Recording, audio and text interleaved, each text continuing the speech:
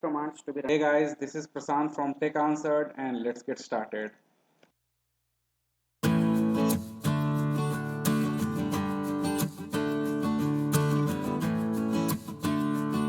So I have started a new course called as Linux Shell Scripting.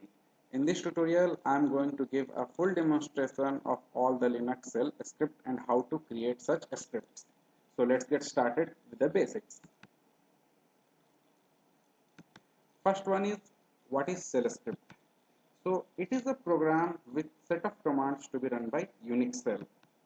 What is the usage?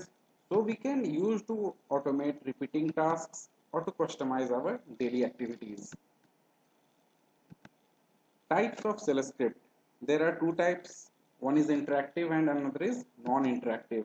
So in case of interactive, we need input from the user and then we proceed accordingly.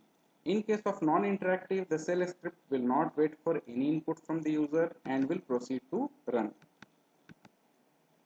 So we have to understand how to create a shell script. To create a shell script, we have to run vi followed by the name of shell program and then the .sh as extension for shell. So here you can see vi is name of editor, shell program is name of shell script and .sh is extension of the shell script. Next up, quotes in shell. So we have three quotes in shell. First is a single quote. So single quote is represented by this sign and it will print the literal as it is. If there is any variable inside a single quote, the value of variable will not be resolved. Double quote. So double quote represented by this sign and in this double quote all the value of literal as well as variable will be resolved. Then there is back quote. Back quote is basically used for calculation and for command execution. Okay, so inside this back quote, if the string is available, that string will be considered as a command, or we can also use it for mathematical calculation. In this tutorial, we are going to learn how to write some basic Linux scripts. So first script that I'm going to write will be a non-interactive script and later we will start with the interactive scripts as well. So in this case, you can see vi is the name of editor and shell program is the name of our shell program. .sh is the extension name in this case. This is how we start to create a shell program. So first I press I button. In this we can go into insert mode as you can see here. Okay, now we can input our data.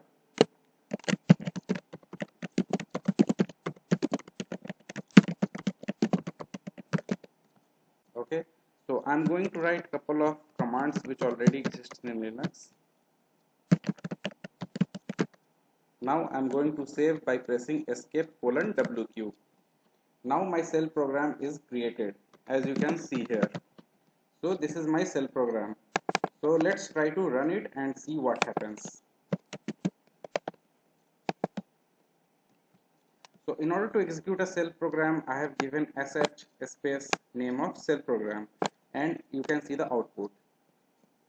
Next, I have created an interactive program. So I have already created it, that is shell program 2.sh. So let us see this thing. As you can see in this case, this is an interactive program where I'm asking a number from the user and here the read command is used to read enter from the user. So here the value is num. Whatever user enters will go in the variable num. Okay. Now echo is used to display display on the screen. So now here you can see echo entered number is $num. Okay. So in order to access the value of variable, we use dollar along with a variable sign. Okay, this is our basic interactive program which will ask input from the user. So let us execute it and let us see what is the output.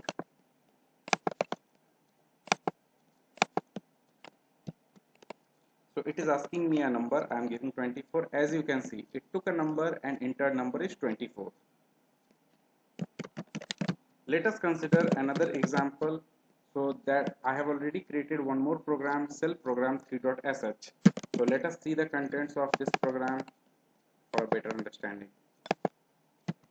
Here you can see this program will demonstrate the use of quotes in Linux. Okay, So again, similar concept, we will enter some number from the user and the value will be read by this read command.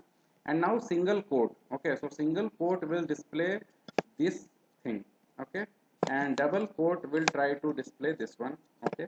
And in case of backtick, what I have done is that I have used a mathematical expression to calculate an increment in the number, that is $num, okay. So in this case, what I'm doing is that let us see, first run this program and let us see what happens when I run this program. So I will just paste here and I'm running that. So the number entered is 24. As you can see, single quote result number entered is $num. In this case, single quote is not able to resolve the variable. So we can understand that single quote will display all the values inside the quote as it is. It will display, it will not try to resolve the variable, it will display the literal as it is. Whereas in case of double quote, you can see the value has been resolved for the variable. So it will resolve both literal as well as variable.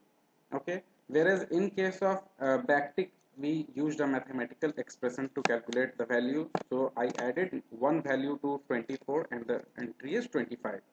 So this is the program. Now suppose I just want to do some modification in the program. Okay.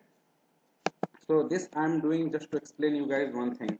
For example, as you can see here, okay, here a space should not be there after equal sign, okay, and in Linux a space should be present on either side after using plus.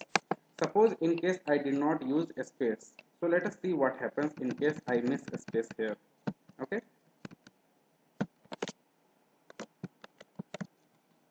Now again I am going to execute the same program. I am giving same number 24. As you can see here, value of variable is 24 plus 1. So that is the reason it is very much mandatory to give a space after plus sign. Thank you guys.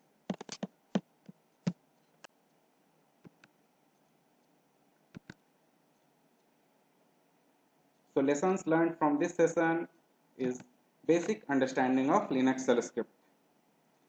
So guys, if you have any question, please feel free to ask me in the comment section. I will try to answer as much as possible. If you appreciate my way of explaining, please like, share and subscribe my channel.